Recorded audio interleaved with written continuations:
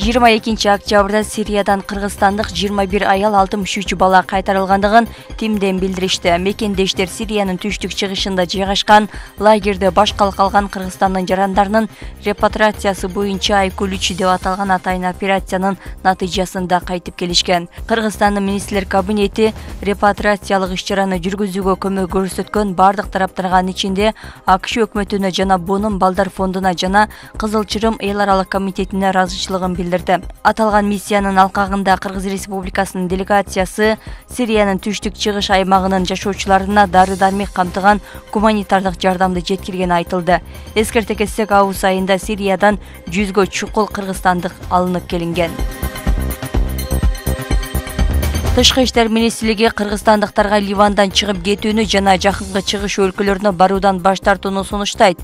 Бул аталган региондо аскердик саясий абалдын туруксуздугуна жана Палестина-Израиль жаңжалынын андан ары курчушуна байланыштуу. Ошону менен бирге министрлик Израилде жүргөн Кыргызстандын жарандарынын азыркы учурда туруктуу каттамдар менен барган өлкөнүн чегинен тышкары чыгып кетүүгө чакырат. Жалал Абад облусунун Окен райондук соту 32 жаштагы аялга жаңы төрөлгөн баланын өмүрүнө кол салуу беренеси боюнча күнөөлүү деп тапты.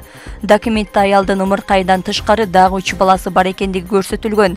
Тергөөнүн версиясы боюнча курудууга жатканада төрөп, бирок баласынан кутулуу үчүн ичине таштап салган. Ошол эле үйдө жашаган тургун муну байкап, наристенин чуңкурдан алып чыгып куткарып калган. Соттук териштирүү маалында айыпталуучу күнөөсүн жарым-жартылай моюндаган. Ал 12 мартта апасынын үйүнө конокко келип зара ушатуу үчүн сырттагы жатканага барганын билдирген. Анын толгоосу бат болуп, баласы чуңкурга кантип түшүп кеткендигин түшүнбөй калгандыгын айткан.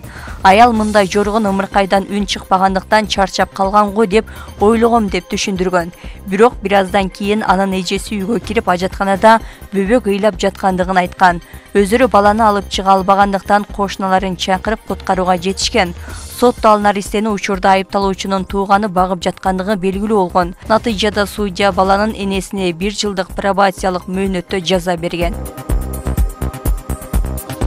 Өзгөчө кырдаалдар министрлиги тойкана ресторандардын ээлерине өрт коопсуздугун сактоону эскертүүдө. Министрликтин алдындагы өрттү көзөмөлдөө кызматынын улук инспектору Марат Моңолдоров кафелерине жолугуп түшүндүрүү иштерин жүргүзгөн. Мааракелерде ресторандардын ичинде фейербек от алдырма шамдарды таптакыр колдонгонго болбойт, биз тыюу салганбыз, деди ал.